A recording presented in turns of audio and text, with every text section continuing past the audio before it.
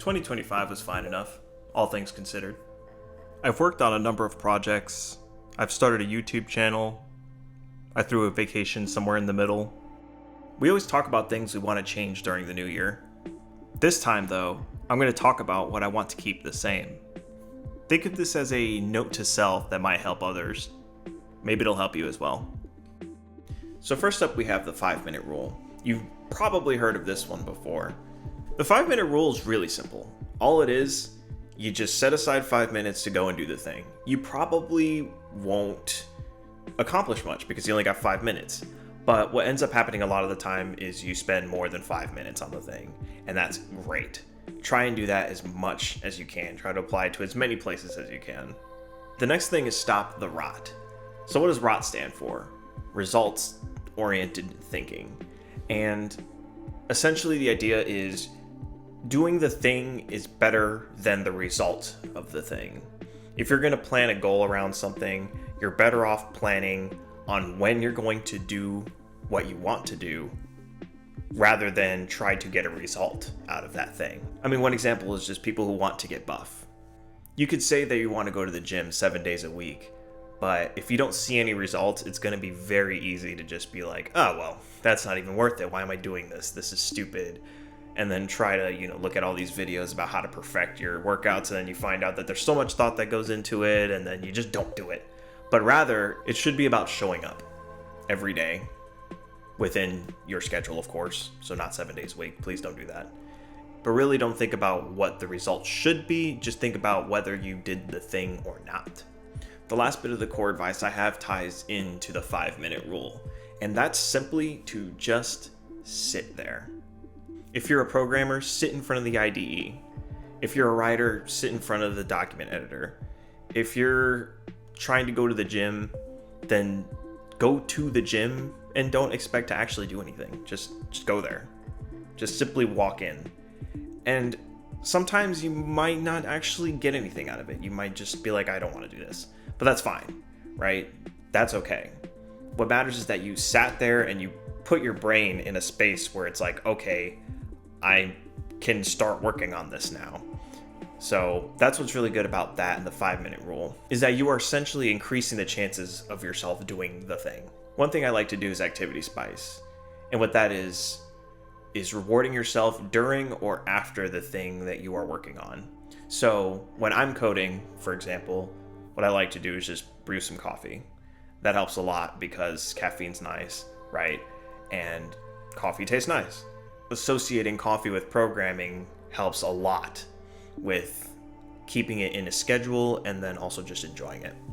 Same goes for when it's after the activity. Going to the gym feels a lot better when you have a nice cold protein shake to look forward to. A really huge thing is embracing mediocrity. Do it. It doesn't matter if it's been done before. There's so many things that have been done before. I have the nerve to hit you with productivity device on YouTube, of all places. And that's fine. I'm making progress in my own way, and nobody's probably going to care, and that's fine. But I know that this is the path that I want to take because it's kind of fun, and you just have to be mediocre before you start finding your own way. Another one is freeze periods. And essentially what that means is when you incorporate something into your own schedule, try to just stick to that thing. Don't add even more stuff. What a lot of people like to do is they'll be like, I want to eat better, I want to go to the gym, I want to start painting, I want to do this, I want to do that, and then what?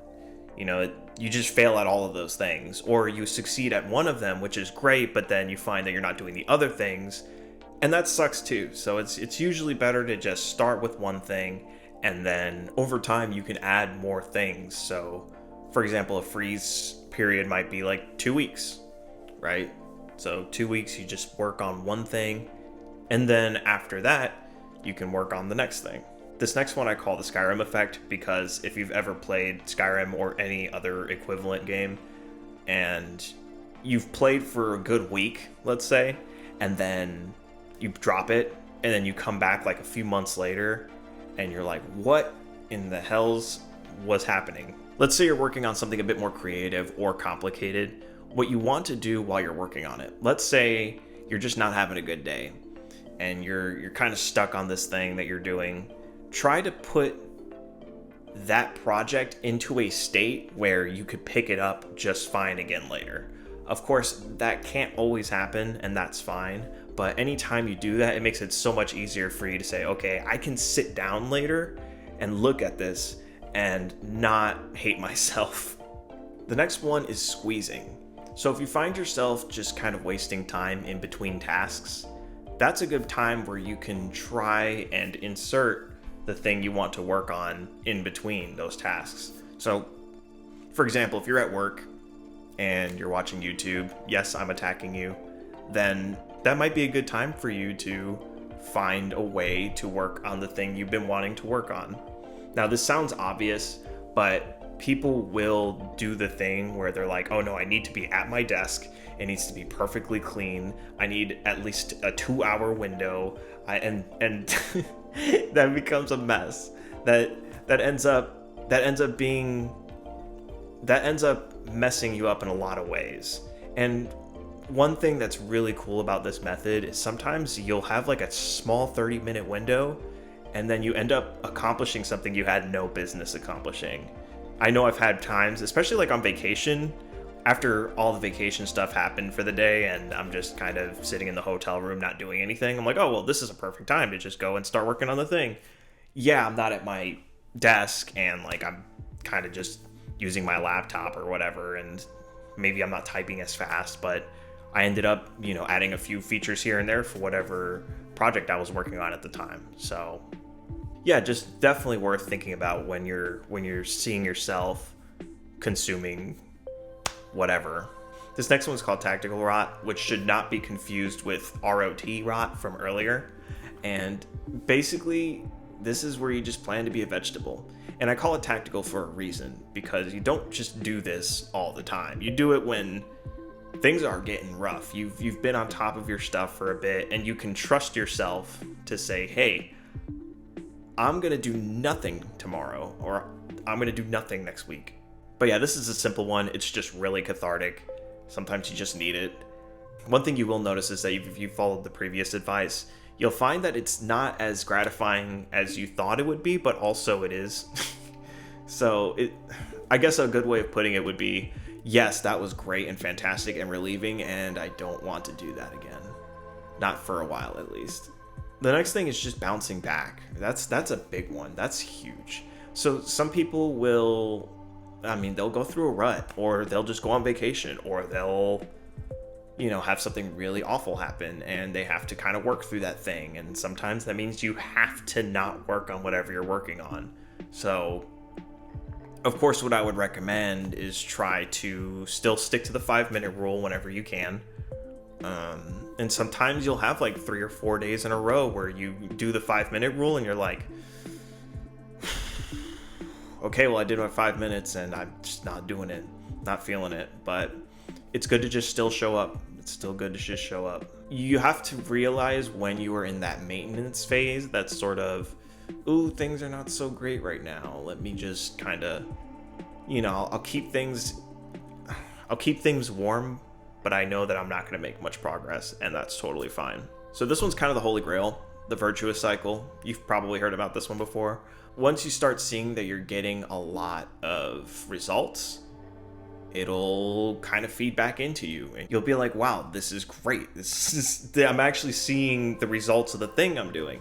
And this is huge. You gotta let that feed your energy. That's what's gonna keep you going, is seeing those results. Though, at the same time, I should say that you do not want that to be the only thing that keeps you going. What's going to keep you going is just raw routine. Getting used to doing the thing that you want to do is a matter of making it a routine. It becomes your daily life. It is your lifestyle. Most things that you want to do that are worthwhile, it's not going to just take a month. It's going to take a very, very long time. But anyway, that's pretty much all of the different things that I took into account the past year in 2025. And hopefully at least one of those things helped. But yeah, what are some tactics that you kind of came up with last year that you hope to bring into this year?